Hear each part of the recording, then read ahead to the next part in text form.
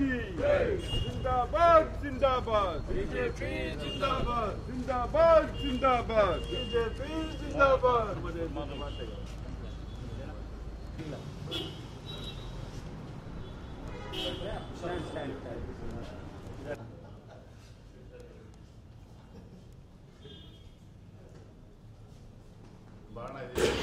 Royal Challengers Bengaluru ತಂಡದ ವಿಜಯೋತ್ಸವದ ವೇಳೆ ಕಾಲ್ತುಳಿತಕ್ಕೆ ಬಲಿಯಾದ ರಾಜ್ಯದ 11 ಜನರ ಪ್ರಕರಣಕ್ಕೆ ಸಂಬಂಧಿಸಿದಂತೆ ಜೂನ್ 13 ಮತ್ತು 16ರಂದು ರಾಜ್ಯಾದ್ಯಂತ ಸರ್ಕಾರದ ವಿರುದ್ಧ ಹೋರಾಟ ನಡೆಸಲು ನಿರ್ಧರಿಸಲಾಗಿದೆ ಎಂದು ಬಿಜೆಪಿ ರಾಜ್ಯಾಧ್ಯಕ್ಷ ಬಿವೈ ವಿಜಯೇಂದ್ರ ತಿಳಿಸಿದರು.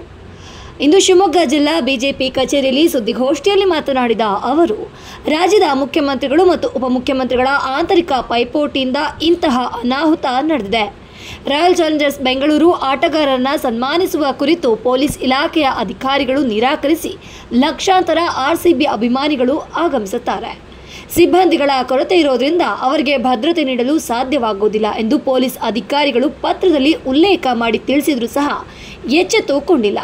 ನಂತರ ಸಿಎಂ 30ರಿಂದ 40 ಸಾವಿರ ಜನ ಆಗಮಿಸಬಹುದು ಎಂದುಕೊಂಡಿದ್ದೆವು ಎಂದು ಹೇಳಿದ್ದಾರೆ ಎಂದು ಆಕ್ರೋಶ ವ್ಯಕ್ತಪಡಿಸಿದರು. ಇನ್ನು ವಿಧಾನಸೌಧದ ಮುಂದೆ ಯಾವುದೇ ರೀತಿಯ ದುರ್ಘಟನೆ ನಡೆದಿಲ್ಲ, ಅದಕ್ಕೆ ನಾನು ಹೊಣೆಗಾರನಲ್ಲ ಎಂದು ಮುಖ್ಯಮಂತ್ರಿಗಳು ಹೇಳಿಕೆ ನೀಡಿದ್ದಾರೆ. 11 ಮುಗ್ಧ ಜೀವಿಗಳ ಬಲೆ ತೆಗೆದುಕೊಂಡಂತಾಯಿತು, ನೂರಾರು ಜನ ಗಾಯಗೊಂಡಂತಾಯಿತು. ಇದು ಆಕಸ್ಮಿಕವಾಗಿ ನಡೆದ ಘಟನೆಯಲ್ಲ. ರಾಜ್ಯ ಸರ್ಕಾರ ಕೆಟ್ಟ ನಡವಳಿಕೆಯಿಂದಾಗಿ ರಾಜ್ಯ ಸರ್ಕಾರ ಕೊಲೆ ಮಾಡಿರುವಂಥದ್ದೆಂದು ಆರೋಪಿಸಿದರು. ಇನ್ನು ಕಾಲ್ತುಳಿತಕ್ಕೆ ಅಭಿಮಾನಿಗಳು ಬಲಿ, ಕೈತುಳಿತಕ್ಕೆ ಪೊಲೀಸ್ ಅಧಿಕಾರಿಗಳು ಬಲಿಯಾಗಿದ್ದಾರೆ ಎಂದು ಸಾಮಾಜಿಕ ಜಾಲತಾಣದಲ್ಲಿ ಪೋಸ್ಟ್ಗಳನ್ನು ಹರಿಬಿಡೋದರ ಮೂಲಕ ಚರ್ಚೆ ಆಗ್ತಿದೆ. ರಾಜ್ಯ ಮುಖ್ಯಮಂತ್ರಿ ಉಪಮುಖ್ಯಮಂತ್ರಿಗಳ ಹುಚ್ಚಾಟಕ್ಕೆ ಅಮಾಯಕ ಪ್ರಾಮಾಣಿಕ ಅಧಿಕಾರಿಗಳ ಮೇಲೆಯೂ ಗದಪ್ರಹಾರವಾಗಿದೆ. ಪೊಲೀಸ್ ಅಧಿಕಾರಿಗಳನ್ನು ಹರಿಕೆಯ ಕುರಿಗಳನ್ನಾಗಿ ಮಾಡಿದ್ದಾರೆ ಎಂದು ಆರೋಪಿಸಿದರು. ಇನ್ನು ರಾಜ್ಯದ ಮುಖ್ಯಮಂತ್ರಿಗಳಿಗೆ ಬಹಿರಂಗ ಪತ್ರ ಬರೆದಿದ್ದೇನೆ, ಈ ಪತ್ರ ಓದಿದ ತಕ್ಷಣ ಪತ್ರಕ್ಕೆ ಸ್ಪಂದಿಸುತ್ತಾರೆ ಎನ್ನುವ ವಿಶ್ವಾಸ ನನಗೂ ಇಲ್ಲ. ಆದರೂ ನಾಡಿನ ನೊಂದ ಜನರ ಭಾವನೆಯನ್ನು ಪ್ರತಿನಿಧಿಸುವ ಸಲುವಾಗಿ ಪತ್ರ ಬರೆದಿದ್ದೇನೆ ಎಂದರು. ಇನ್ನು ಸುದ್ದಿಗೋಷ್ಠಿಯಲ್ಲಿ ಶಿವಮೊಗ್ಗ ನಗರದ ಶಾಸಕ ಎಸ್ ಎನ್ ಚನ್ನಬಸಪ್ಪ, ವಿಧಾನ ಪರಿಷತ್ ಶಾಸಕ ಧನಂಜಯ ಸರ್ಜಿ, ಡಿಎಸ್ ಅರುಣ್, ಜಗದೀಶ್, ಅಣ್ಣಪ್ಪ, ಸೂರಜ್, ಮೋಹನ್ ರೆಡ್ಡಿ, ಮಾಲ್ತೇಶ್ ಸೇರಿದಂತೆ ಇನ್ನಿತರರು ಉಪಸ್ಥಿತರಿದ್ದರು.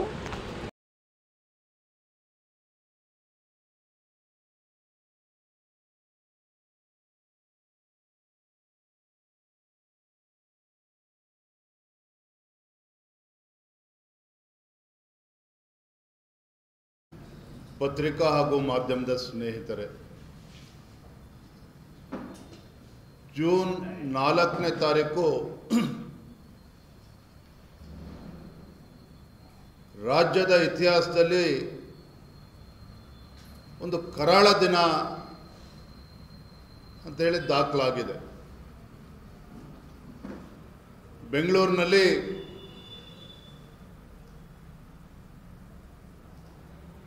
ಜೂನ್ 4ನೇ ತಾರೀಕು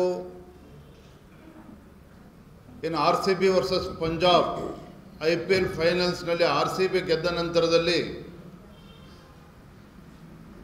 ರಾಜ್ಯಾದ್ಯಂತ ದೇಶಾದ್ಯಂತ ಸಂಭ್ರಮಾಚರಣೆ ನಡೀತಾ ಇದ್ದರೆ, ಜೂನ್ 4ನೇ ತಾರೀಕು ಬೆಂಗಳೂರಿನಲ್ಲಿ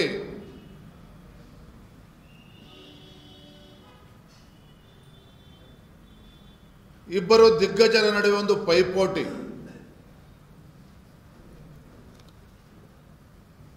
ರಾಜ್ಯದ ಮುಖ್ಯಮಂತ್ರಿಗಳಿಗೆ ಅನಿಸ್ತದೆ ಅಥವಾ ಅವ್ರ ಸಲಹೆಗಾರರು ಸಲಹೆಯನ್ನು ನೀಡ್ತಾರೆ. ಈಗಾಗಲೇ ರಾಜ್ಯದಲ್ಲಿ ಕಾಂಗ್ರೆಸ್ ಸರ್ಕಾರಕ್ಕೆ ಬಹಳ ಭರ್ಜರಿ ಜನಪ್ರಿಯತೆ ಇದೆ. ತಮ್ಮ ಗ್ಯಾರಂಟಿಗಳ ಪರಿಣಾಮ ಮತ್ತು ಜಾಹೀರಾತುಗಳ ಪರಿಣಾಮವಾಗಿ ರಾಜ್ಯಾದ್ಯಂತ ಬಹಳ ಜನಪ್ರಿಯತೆನ ಕಾಂಗ್ರೆಸ್ ಸರ್ಕಾರ ಒಂದು ಜನಪ್ರಿಯತೆನ ಗಳಿಸ್ಕೊಂಡಿದೆ. ಇನ್ನೂ ಜನಪ್ರಿಯತೆಯನ್ನು ಹೆಚ್ಚಿಸ್ಕೊಳ್ಬೇಕು. ಹಾಗಾಗಿ RCB ಗೆದ್ದಿದೆ ಫೈನಲ್ಸ್ನಲ್ಲಿ. ಕಪ್ಪನ್ನು 18 ವರ್ಷಗಳಲ್ಲಿ ಮೊದಲ ಬಾರಿಗೆ RCB ಗೆದ್ದಂಥ ಸಂದರ್ಭದಲ್ಲಿ ಆ ಒಂದು ವಾತಾವರಣವನ್ನು ಕೂಡ ನಾವು ಎನ್ಕ್ಯಾಶ್ ಮಾಡ್ಕೋಬೇಕು. ಅದರ ಮೂಲಕ ನಮ್ಮ ಸರ್ಕಾರದ ಮತ್ತು ಮುಖ್ಯಮಂತ್ರಿಗಳು ಉಪಮುಖ್ಯಮಂತ್ರಿಗಳ ಜನಪ್ರಿಯತೆಯನ್ನು ಹೆಚ್ಚಿಸ್ಕೋಬೇಕು.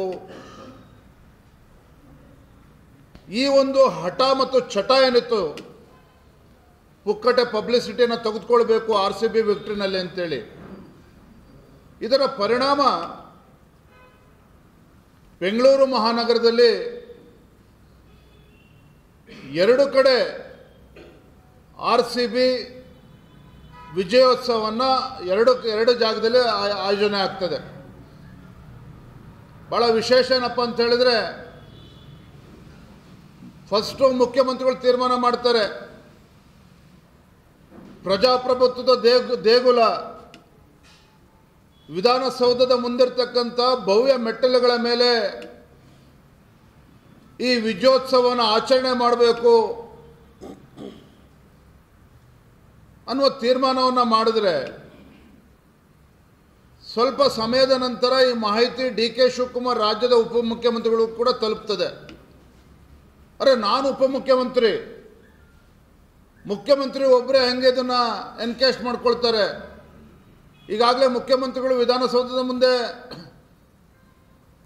ವಿಜಯೋತ್ಸವನ ಆಚರಣೆ ಮಾಡಬೇಕು ಅಂತೇಳಿ ಘೋಷಣೆ ಮಾಡಾಗಿದೆ. ಹಾಗಾದ್ರೆ ತಾವೇನು ಮಾಡಬೇಕು?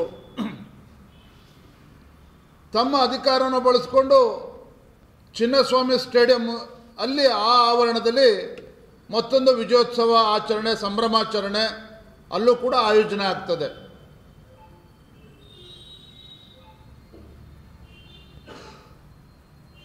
ಇದು ಪೈಪೋಟಿ, ಮುಖ್ಯಮಂತ್ರಿಗಳು ಮತ್ತು ಉಪಮುಖ್ಯಮಂತ್ರಿಗಳ ಮಧ್ಯೆ ನಡೆದಂಥ ಪೈಪೋಟಿ, ಯಾರು ಹೆಚ್ಚು ಜನಪ್ರಿಯತೆಯನ್ನು ಗಳಿಸ್ಕೊಳ್ಬೇಕು ಅಂತೇಳಿ. ತತ್ಕ್ಷಣ DK ಶಿವಕುಮಾರ್ ಅವರು ಏರ್ಪೋರ್ಟ್ಗೆ ಧಾವಿಸ್ತಾರೆ.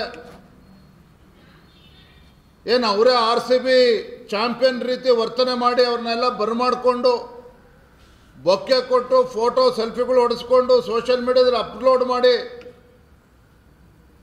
ಅವ್ರನ್ನ ಅಪ್ಕೊಂಡು ಬಾಚಿಕೊಂಡು ಏನಾರ ಸ್ವಲ್ಪ ಹೆಚ್ಚು ಕಡಿಮೆ ಆಗಿದ್ರೆ ಆ RCB ಕಪ್ಪನ್ನು ತೆಗೆದುಕೊಂಡು ಓಡೋಗ್ತಿದ್ರು ಸಿದ್ದರಾಮಯ್ಯ, DK ಶಿವಕುಮಾರ್ ಅವರು. ಆ ರೀತಿ ಒಂದು ಪರಿಸ್ಥಿತಿ ನೀವು ಎಲ್ಲರೂ ಕೂಡ ದೃಶ್ಯ ಮಾಧ್ಯಮಗಳಲ್ಲಿ ನಾವು ನೋಡಿದ್ದೇವೆ.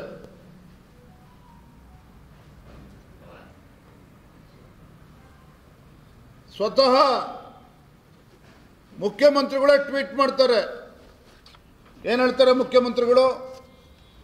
ನಿನ್ನೆಯ IPL ಫೈನಲ್ಸ್ ಪಂದ್ಯದಲ್ಲಿ ಭರ್ಜರಿ ಜಯಗಳಿಸಿ ತವರೂರಿಗೆ ಆಗಮಿಸುತ್ತಿರುವ ಕರ್ನಾಟಕದ ಹೆಮ್ಮೆಯ RCB ತಂಡವನ್ನು ಸಮಸ್ತ ಕನ್ನಡಿಗರು ಪರವಾಗಿ ಇಂದು ಸಂಜೆ 4 ಗಂಟೆಗೆ ವಿಧಾನಸೌಧದ ಭವ್ಯ ಮೆಟ್ಟಲುಗಳ ಮೇಲೆ ಅಭಿನಂದಿಸಿ ಸನ್ಮಾನಿಸಲಿದ್ದೇವೆ. ಕೋಟ್ಯಾಂತರ ಅಭಿಮಾನಿಗಳು 18 ವರ್ಷಗಳ ಕಾತುರ ಕಾಯುವಿಕೆ ಕೊನೆಗೊಂಡು ಇಡೀ ರಾಜ್ಯದಲ್ಲೇ ಹಬ್ಬದ ವಾತಾವರಣ ಸೃಷ್ಟಿಸಿದ ಈ ಐತಿಹಾಸಿಕ ಗೆಲುವಿನ ಸಂಭ್ರಮದಲ್ಲಿ ನೀವು ಭಾಗಿಯಾಗಿ. ಇದನ್ನು ಯಾರು ಹೇಳ್ತಾರೆ? ರಾಜ್ಯದ ಮುಖ್ಯಮಂತ್ರಿಗಳು ಸಿದ್ದರಾಮಯ್ಯನವರೇ ಸ್ವತಃ ಟ್ವೀಟ್ ಮಾಡ್ತಾರೆ. ಇಲ್ಲಿ ಸಿದ್ದರಾಮಯ್ಯನವರು ಟ್ವೀಟ್ ಮಾಡ್ತಾರೆ. ಇದಾದ ಸ್ವಲ್ಪ ಹೊತ್ತಿಗೆ ಅಲ್ಲಿ RCB ಇಂದನೂ ಕೂಡ ಟ್ವೀಟ್ ಮಾಡ್ತಾರೆ, KCA ಇಂದನೂ ಕೂಡ ಟ್ವೀಟ್ ಮಾಡ್ತಾರೆ, ಅಲ್ಲೂ ಕೂಡ ಆಚರಣೆ ಮಾಡ್ತಾ ಇದ್ದೇವೆ ಅಂತೇಳಿ. ಸ್ವತಃ ಮುಖ್ಯಮಂತ್ರಿಗಳೇ ಟ್ವೀಟ್ ಮಾಡ್ತಾರೆ. ಇದರ ನಡುವೆ ಇವೆಲ್ಲ ಘಟನೆ ಆಗುವ ಮುಂಚಿತವಾಗಿ KSCA, RCB, DNA ಏಜೆನ್ಸಿಗಳು ಅಲ್ಲಿರ್ತಕ್ಕಂಥ ಪೊಲೀಸ್ ಠಾಣೆಗೆ ಮನವಿಯನ್ನು ಕೊಡ್ತಾರೆ. ನಾವು ಇದು KSCA ಸ್ಟೇಡಿಯಮಲ್ಲಿ ನಾವು ಸಂಭ್ರಮಾಚರಣೆ ಮಾಡಬೇಕು, ಇದಕ್ಕೆ ಅನುಮತಿ ನೀಡಬೇಕು ಅಂತೇಳಿ ಕೊಟ್ಟಾಗ ಅಲ್ಲಿರ್ತಕ್ಕಂಥ ಪೊಲೀಸ್ ಅಧಿಕಾರಿಗಳು ನಿರಾಕರಿಸ್ತಾರೆ. ಇಷ್ಟೊಂದು ಆತುರವಾಗಿ ಮಾಡೋದಕ್ಕೆ ಆಗೋದಿಲ್ಲ, ನಮಗೆ ವ್ಯವಸ್ಥೆ ಮಾಡ್ಕೊಳ್ಳೋದಕ್ಕೆ ಸಾಧ್ಯ ಇಲ್ಲ, ಇದಕ್ಕೆ ಇನ್ನೂ ಕೂಡ ಸಮಯಾವಕಾಶ ಬೇಕು ಅಂಥೇಳಿ ಅಲ್ಲಿ ಪೊಲೀಸ್ ಇಲಾಖೆಯಿಂದ ಅದಕ್ಕೆ ಅನುಮತಿಯನ್ನು ನಿರಾಕರಣೆ ಮಾಡ್ತಾರೆ. ಮತ್ತೊಂದು ಕಡೆ ವಿಧಾನಸೌಧದಲ್ಲಿ ಚೀಫ್ ಸೆಕ್ರೆಟರಿ ಅವರು ವಿಧಾನಸೌಧ ಮುಖ್ಯಮಂತ್ರಿಗಳ ಆದೇಶದ ಮೇರೆಗೆ ಚೀಫ್ ಸೆಕ್ರೆಟರಿ ಅವರು ಕೂಡ ಅಧಿಕಾರಿಗಳು ಸಭೆ ಮಾಡಿ ವಿಧಾನಸೌಧದ ಭವ್ಯ ಮೆಟ್ಟಿಲ ಮೇಲೆ ಇವತ್ತು RCB ಸಂಭ್ರಮಾಚರಣೆ ಮಾಡಬೇಕು ಅಂತ ಹೇಳಿದಾಗ ಈಗಾಗಲೇ ಬಹಿರಂಗ ಆಗಿದೆ. ದಿನಾಂಕ 4/6/2025 ರಾಯಲ್ ಚಾಲೆಂಜರ್ಸ್ ಬೆಂಗಳೂರು ಕ್ರಿಕೆಟ್ ತಂಡವನ್ನು ವಿಧಾನಸೌಧ ಭವ್ಯ ಮೆಟ್ಟಿಲುಗಳ ಮೇಲೆ ಸನ್ಮಾನಿಸುವ ಕಾರ್ಯಕ್ರಮ ಆಯೋಜಿಸಲು ಅಭಿಪ್ರಾಯ ವರದಿಯನ್ನು ಸಲ್ಲಿಸುತ್ತಿರುವ ಬಗ್ಗೆ ಇದರಲ್ಲಿ ಅಧಿಕಾರಿಗಳು ಪೊಲೀಸ್ ಇಲಾಖೆ ಸ್ಪಷ್ಟವಾಗಿ ಉಲ್ಲೇಖ ಮಾಡ್ತಾರೆ. ರಾಯಲ್ ಚಾಲೆಂಜರ್ಸ್ ಬೆಂಗಳೂರು ಆಟಗಾರರನ್ನು ಮಾನ್ಯ ಮುಖ್ಯಮಂತ್ರಿಯವರು ಸನ್ಮಾನಿಸುವ ಕಾರ್ಯಕ್ರಮವನ್ನು ಏರ್ಪಡಿಸುವ ಅನುಮತಿ ನೀಡುವ ಕುರಿತು ಇಲ್ಲೇನು ಹೇಳ್ತಾರೆ ಅಂತ ಹೇಳಿದ್ರೆ, ವಿಧಾನಸೌಧದ ಭವ್ಯ ಮೆಟ್ಟಿಲುಗಳ ಮುಂಭಾಗ ಕಾರ್ಯಕ್ರಮವನ್ನು ಆತುರದಲ್ಲಿ ಆಯೋಜಿಸುವುದರಿಂದ ಲಕ್ಷಾಂತರ ಸಂಖ್ಯೆಯಲ್ಲಿ ಕ್ರಿಕೆಟ್ ಅಭಿಮಾನಿಗಳು ವಿಧಾನಸೌಧಕ್ಕೆ ಆಗಮಿಸುವುದರಿಂದ ಭದ್ರತಾ ವಿಭಾಗ ಅಧಿಕಾರಿಗಳ ಸಿಬ್ಬಂದಿಗಳ ಕೊರತೆ ಇರುವುದರಿಂದ ಬಂದೋಬಸ್ತ್ ಕರ್ತವ್ಯ ಮಾಡೋದಕ್ಕೆ ತೊಂದರೆ ಆಗುವ ಸಾಧ್ಯತೆ ಇದೆ. ಇದು ಪೊಲೀಸ್ ಇಲಾಖೆ ಸ್ಪಷ್ಟವಾಗಿ ಹೇಳಿದೆ. ವಿಧಾನಸೌಧದ ಮುಂದೆ ಕಾರ್ಯಕ್ರಮ ಮಾಡಬೇಕಾದ್ರೂ ಕೂಡ ಪೊಲೀಸ್ ಇಲಾಖೆಯವರು ಹೇಳ್ತಾರೆ ಯಾವುದೇ ಕಾರಣಕ್ಕೂ ಮಾಡೋದಕ್ಕೆ ಸಾಧ್ಯ ಇಲ್ಲ. ಲಕ್ಷ ಲಕ್ಷ ಸಂಖ್ಯೆಯಲ್ಲಿ ಅಭಿಮಾನಿಗಳು ಬರ್ತಾರೆ. ಯಾಕೆ ಇದನ್ನು ಮತ್ತೆ ಮತ್ತೆ ಹೇಳ್ತಾ ಇದ್ದೇನೆ ಅಂತ ಹೇಳಿದ್ರೆ, ಲಕ್ಷ ಲಕ್ಷ ಸಂಖ್ಯೆಯಲ್ಲಿ ಅಭಿಮಾನಿಗಳು ಬರ್ತಾರೆ ಅಂಥೇಳಿ ಒಬ್ಬ ಪೊಲೀಸ್ ಇಲಾಖೆಯ ಒಬ್ಬ ಕಿರಿಯ ಅಧಿಕಾರಿಗೆ ಅನಿಸ್ತದೆ. ಆದರೆ ರಾಜ್ಯದ ಮುಖ್ಯಮಂತ್ರಿಗಳು ಹೇಳ್ತಾರೆ ನಾವು 30-40 ಸಾವಿರ ಜನ ಬರ್ತಾರೆ ಅಭಿಮಾನಿಗಳು ಅಂದ್ಕೊಂಡಿದ್ದು, ಇಷ್ಟು ದೊಡ್ಡ ಸಂಖ್ಯೆಯಲ್ಲಿ ಬರೋದಿಲ್ಲ, ನಾವು ಯಾರೂ ಕೂಡ ನಿರೀಕ್ಷೆ ಮಾಡಿರಲಿಲ್ಲ ಅನ್ನೋ ಮಾತನ್ನು ಸ್ವತಃ ಮುಖ್ಯಮಂತ್ರಿಗಳು ಹೇಳ್ತಾರೆ. ಮತ್ತೊಂದು ಕಡೆ ಹೇಳ್ತಾರೆ ಪೊಲೀಸ್ ಇಲಾಖೆಯವರು, ನೀವು ವಿಧಾನಸೌಧದ ಮುಂದೆ ಮಾಡೋದಕ್ಕೆ ಹೋದರೆ ಆಡಳಿತ ಪಕ್ಷ ಮಂತ್ರಿಗಳು, ಮುಖ್ಯಮಂತ್ರಿಗಳು, ಅವರ ಕುಟುಂಬದ ಸದಸ್ಯರುಗಳು, ಶಾಸಕರುಗಳು ಅವರೇ ಮುತ್ಕೊಳ್ತಾರೆ, ನಾವು ಭದ್ರತೆ ಕೊಡೋದಕ್ಕೆ ಸಾಧ್ಯ ಆಗೋದಿಲ್ಲ, ಅವರ ಸೆಲ್ಫಿ ಇವೆಲ್ಲವನ್ನು ಕೂಡ ಈ ಪತ್ರದಲ್ಲಿ ಉಲ್ಲೇಖ ಮಾಡ್ತಾರೆ ಪೊಲೀಸ್ ಅಧಿಕಾರಿಗಳು.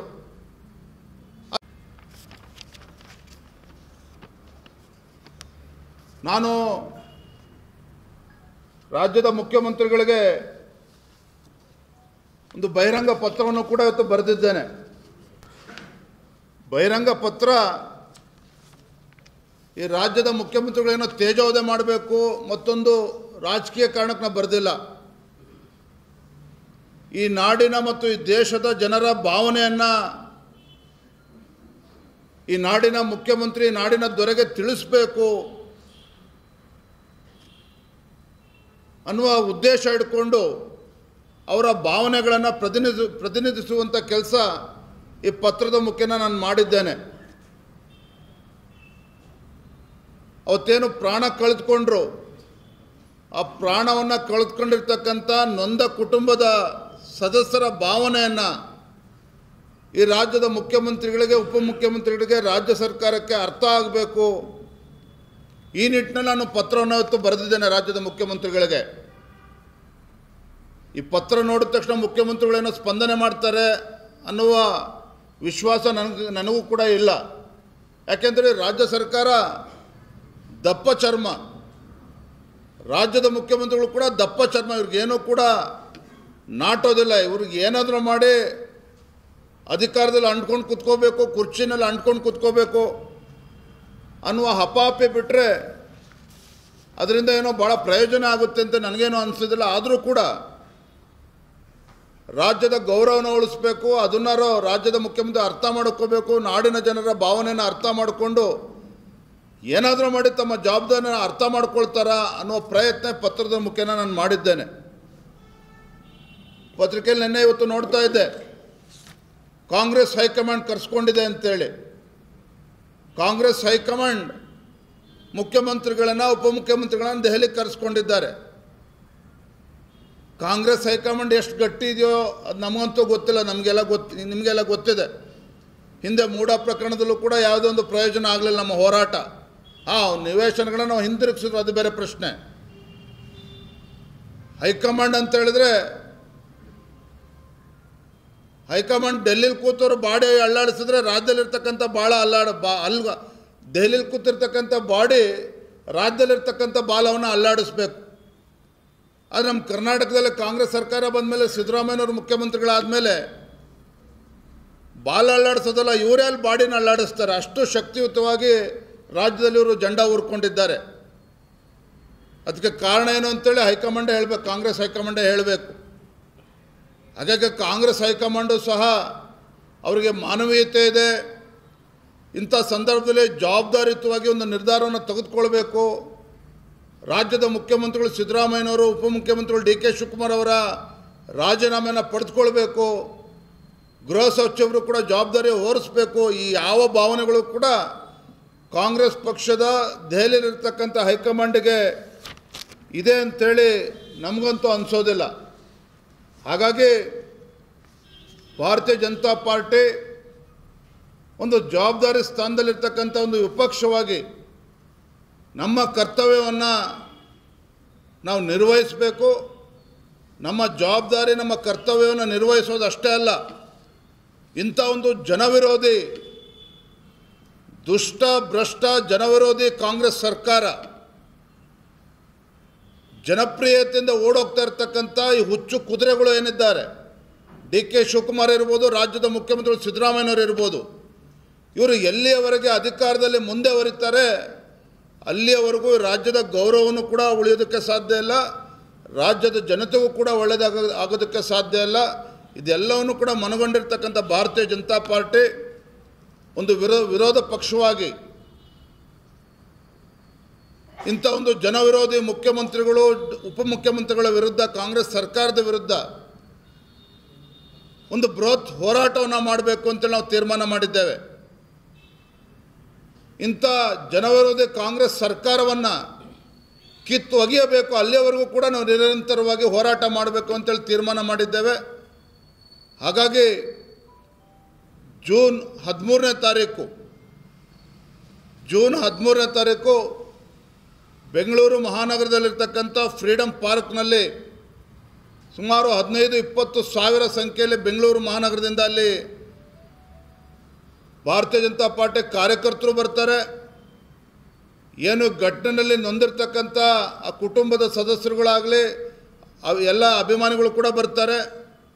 ಯಾರು ಈ ರಾಜ್ಯ ಸರ್ಕಾರದ ವಿರುದ್ಧ ಆಕ್ರೋಶಭರಿತರಾಗಿದ್ದಾರೆ ಅವರು ಕೂಡ ದೊಡ್ಡ ಸಂಖ್ಯೆಯಲ್ಲಿ ಈ ದುಷ್ಟ ಜನವಿರೋಧಿ ಕಾಂಗ್ರೆಸ್ ಸರ್ಕಾರದ ವಿರುದ್ಧ ಪ್ರತಿಭಟನೆಯಲ್ಲಿ ಅವರು ಕೂಡ ಭಾಗವಹಿಸ್ತಾ ಇದ್ದಾರೆ. BJP ಎಲ್ಲ ನಮ್ಮ ಶಾಸಕರು, ವಿಧಾನ ಪರಿಷತ್ ಸದಸ್ಯರು, ಸಂಸದರು, ರಾಜ್ಯದ ನಮ್ಮ ಎಲ್ಲ ಪದಾಧಿಕಾರಿಗಳು, ಪಕ್ಷದಲ್ಲ ಹಿರಿಯ ಮುಖಂಡರು, ಎಲ್ಲ ಜಿಲ್ಲೆಯ ಅಧ್ಯಕ್ಷರುಗಳು ಎಲ್ಲರೂ ಸಹ ಈ ಪ್ರತಿಭಟನೆಯಲ್ಲಿ ಭಾಗವಹಿಸ್ತಾ ಇದ್ದಾರೆ. ಅವತ್ತು ಫ್ರೀಡಮ್ ಪಾರ್ಕ್ನಲ್ಲಿ ನಮ್ಮ ಏನು ಬೃಹತ್ ಹೋರಾಟ ಇದೆ, ಅವತ್ತೇ ಈ ಮುಖ್ಯಮಂತ್ರಿಗಳ ಮನೆಯನ್ನು ಮುತ್ತಿಗೆ ಹಾಕ್ತಕ್ಕಂಥ ಕೆಲಸವನ್ನು ಕೂಡ ನಾವು ಮಾಡೋರಿದ್ದೇವೆ. ಜೂನ್ 13ನೇ ತಾರೀಕು ಫ್ರೀಡಮ್ ಪಾರ್ಕಲ್ಲಿ ಪ್ರಾರಂಭ ಆಗ್ತಕ್ಕಂಥ ನಮ್ಮ ಪ್ರತಿಭಟನೆ ಅವತ್ತೇ ಮುಖ್ಯಮಂತ್ರಿಗಳ ಮನೆ ಮುತ್ತಿಗೆ ಹಾಕ್ತಕ್ಕಂಥ ಕೆಲಸವನ್ನು ಕೂಡ ನಾವು ಮಾಡೋರಿದ್ದೇವೆ. ತದನಂತರದಲ್ಲಿ ಜೂನ್ 16ನೇ ತಾರೀಕು ಸೋಮವಾರ ರಾಜ್ಯದ ಎಲ್ಲ ವಿಧಾನಸಭಾ ಕ್ಷೇತ್ರಗಳಲ್ಲಿ, ಅಂದರೆ ನಮ್ಮ ಮಂಡಲಗಳಲ್ಲಿ ಎಲ್ಲ ವಿಧಾನಸಭಾ ಕ್ಷೇತ್ರಗಳಲ್ಲಿ ಭಾರತೀಯ ಜನತಾ ಪಾರ್ಟಿ ಒಂದು ಬೃಹತ್ ಪ್ರತಿಭಟನೆ ಹೋರಾಟವನ್ನು ಕೂಡ ನಾವು ಮಾಡೋರಿದ್ದೇವೆ. 2ನೇ ಹಂತದ ಹೋರಾಟ.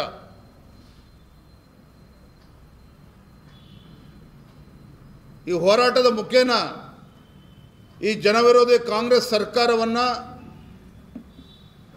ಈ ಆಡಳಿತವನ್ನು ನಡೆಸೋದಕ್ಕೆ ಸಾಧ್ಯ ಆಗದೇ ಇರತಕ್ಕಂಥ ಈ ಅಯೋಗ್ಯ ಕಾಂಗ್ರೆಸ್ ಸರ್ಕಾರವನ್ನು, ಆಡಳಿತ ಚುಕ್ಕಾಣಿ ಹಿಡಿದಿರ್ತಕ್ಕಂಥ ರಾಜ್ಯದ ಮುಖ್ಯಮಂತ್ರಿಗಳು, ಉಪಮುಖ್ಯಮಂತ್ರಿಗಳು ಆ ಸ್ಥಾನದಿಂದ ಇಳಿಬೇಕು, ರಾಜೀನಾಮೆ ಕೊಡಬೇಕು. ಅಲ್ಲಿಯವರೆಗೂ ಕೂಡ ನಮ್ಮ ಹೋರಾಟವನ್ನು ನಾವು ವಿಸ್ತರಿಸ್ತೇವೆ, ಹೋರಾಟವನ್ನು ಮುಂದುವರಿಸ್ತೇವೆ, ಬೀದಿಗಳಿಗೆ ನಾವು ಹೋರಾಟ ಮಾಡ್ತೇವೆ ಅಂಥೇಳಿ ಈಗಾಗಲೇ ಭಾರತೀಯ ಜನತಾ ಪಾರ್ಟಿ ನಿರ್ಧಾರ ಮಾಡಿದೆ. ಆ ನಿಟ್ಟಿನಲ್ಲಿ ನಮ್ಮ ಪತ್ರಿಕಾ ಹಾಗೂ ಮಾಧ್ಯಮದ ಸ್ನೇಹಿತರು